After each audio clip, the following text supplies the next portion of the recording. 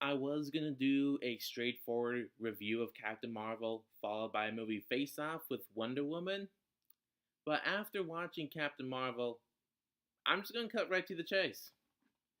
DC not only did it first, but they did it way better. I never thought I'd say that. Makes me proud to be a DC fan for life, but also really disappointed for Marvel Studios. What the hell happened? So, Captain Marvel is the 21st film from Marvel Studios in an 11-year span and their first female led superhero film. Again, 2 years after DC did it first. So, again, I was planning doing like a face off between these two movies, but one of them was just way better. And let's take this like point by point. And before we get into it, a lot of people have been like twisting like some of the actress Brie Larson's words around in regards to male movie critics and target audiences. All she really wants is more diversity, more inclusiveness when it comes to those kinds of things in the entertainment industry. That's all she really wants. A lot of people are twisting her words around, but it's really not bad. Not bad at all. She just wants more inclusiveness and diversity, which is good. And of course, she has said that this Captain Marvel film is a feminist movie, and it certainly has a certain goal in mind in terms of feminism. But you still have to make a good movie. So let's take this point by point. Special effects. Special effects in Wonder Woman are actually a little bit inconsistent. Sometimes they're great, other times, mainly contains like the third act climactic battle, kind of noticeable. With Captain Marvel, they're more consistent, granted, and actually some of the best effects of Captain Marvel went towards de-aging Samuel Jackson's face, which is actually really great. But the other effects, they're not bad. They're just not unique or really that interesting. And that kind of like ties into action too. There is some great action in Wonder Woman, especially with No Man's Land scene where Wonder Woman walks out from the trenches, goes into No Man's Land, and starts taking bullets with her shield. That was an amazing, inspiring scene. And then she goes on to infiltrate and fight off enemy soldiers in a village that they captured. It's really great. And arguably the best part of the film. With Captain Marvel, there's a lot of shaky cams, surprisingly, and in some dark action lit scenes too. Why? The closest thing to decent action we got in Captain Marvel is near the end when she's flying up into space, taking out Kree ships. But again, it's nothing we haven't seen a million times before, both from other Marvel movies and other science fiction slash action films. Although I will admit that action scene is probably my favorite from Captain Marvel, although that's really not saying a whole lot. And the special effects used to show off her physical appearance in that action scene was decent, but most of the special effects in action are not great at all. Now let's move on to supporting characters. Wonder Woman, we've got those like Steve Trevor, his group of people, whole bunch of supporting characters that I wouldn't say are necessarily like scene stealers, but they're really good and strong supporting characters, especially Chris Pine as Steve Trevor. Supporting characters from Captain Marvel include Samuel Jackson as Fury, Carol Danvers'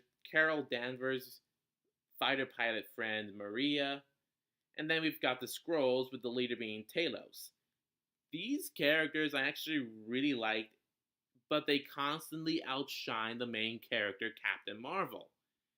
And I'm all for like scene stealing supporting characters, but when they're constantly outshining the main character they point that this much focus on, that says something. And let's actually talk about the main characters as well. With Captain Marvel, for some reason the movie is very uninterested in giving her a personality. In the first act, it kind of tries to do that with some back and forth between Jude Law's character and Carol Danvers, played by Brie Larson. But after that, it's just exposition dump, and Carol Danvers just looking confused, with really no personality given to her. And that's not a fault against Brie Larson. I've seen her in other films, including the 2015 film Room. Great range. She can do emotion and drama extremely well. But for some reason, the two directors of Captain Marvel, as well as the five other screenwriters, don't really seem to give her a personality. And when you have that many different people contributing to one film, it's no surprise it came out the way that it did. Gal Gadot as Wonder Woman, she's strong, confident, and she's powerful. Yes, they make that clear, but she also goes through an emotional arc through vulnerability and exploring other emotions that do tie with Steve Trevor's sort of love interest. And it can be argued that in regards to like the love interest that I've seen in a lot of movies, Captain Marvel does it a little better by not having a love interest for her. But it would have been nice to see like some sort of love development with her and any character in the film. Hell, I probably would have been kind of happy to see Carol Danvers and her fire pilot friend Maria sort of hint at some sort of like maybe love interest development in the future for those two. I would have loved to see that. And so while and so the fact that there is no love interest in Captain Marvel is kind of a good thing, but also kind of a bad thing as well. With Wonder Woman, yes, there's a love interest, which is a little cliche, but they still flesh it out and write it and direct it well and feels still kind of fresh. And it's a little bit well developed. So, yeah, maybe a little cliche, but still done well. And honestly, it ties to like the fact that a lot of people working on Captain Marvel, including the main actress Brie Larson, have been saying that this is a feminist movie for several different reasons. Okay, that's fine. Obviously, Wonder Woman, feminist movie, of course, but you still have to make a good movie. And it is very obvious that they have some sort of like feminist themes and a goal with Captain Marvel that are kind of annoyingly obvious. With Wonder Woman, yeah, feminist movie, but they don't make it the main focus. They don't really bring that much attention to it. They put the focus on making a good movie first, creating a well likable character that goes through a great arc. That's how you do something like that. So, and there is this one scene in Captain Marvel where it's like a montage of showing her throughout different parts of her life, like falling down and getting back up. But instead of being inspiring, that just feels kind of lazy and cheesy. So at the end of the day, it's this. Is Captain Marvel a bad film? Right now, I'm gonna say no. It's just a little below average. And we've kind of had something like this with other past Marvel films like Iron Man 2, Thor the Dark World, The Incredible Hulk. But here's the thing, those other movies were from an earlier part in Marvel Studios' career when they were still trying to perfecting their Marvel formula. And of course, the Marvel formula is in every film, but each film does its own unique thing with it, bringing in fresh ideas, fresh characters, even fresh jokes. With Captain Marvel, it's just the formula, nothing fresh added to it. A lot of the jokes don't really make me laugh, although there were a few times where I got like a small smile and chuckle. And there was this one scene with like the cat when it first happened that was like actually got a decent laugh out of. But this is like surprisingly not really that funny either, which is really surprising. Now, I'm really hoping that this is just a fault for the fact that it's directed by two people who've obviously never really worked with each other before, or if they have, it doesn't really show. And outside of those two, there have been 5 other different writers for this film. 5 different writers. Look, you're going to need multiple people to write a good film, yes.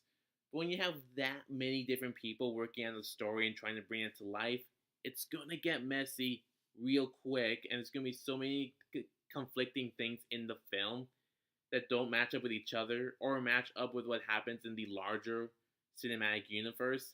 It's going to get pretty obvious and kind of annoying and frustrating. And I'm really hope it's just with like the writing and directing, because Captain Marvel will obviously be in Avengers Endgame, and chances are the Russo brothers will have a pretty good chance of like making her a far more interesting character with a lot more personality.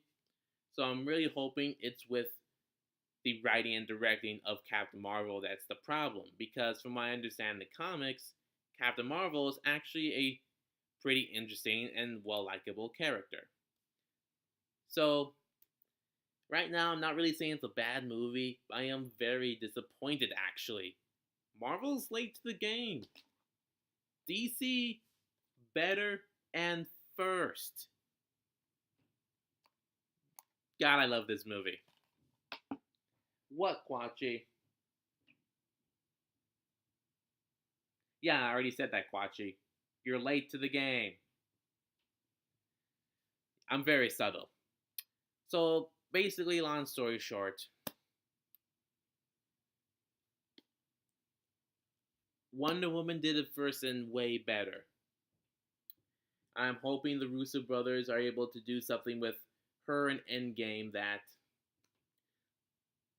for some reason, her old solo movie was uninterested in doing in the first place.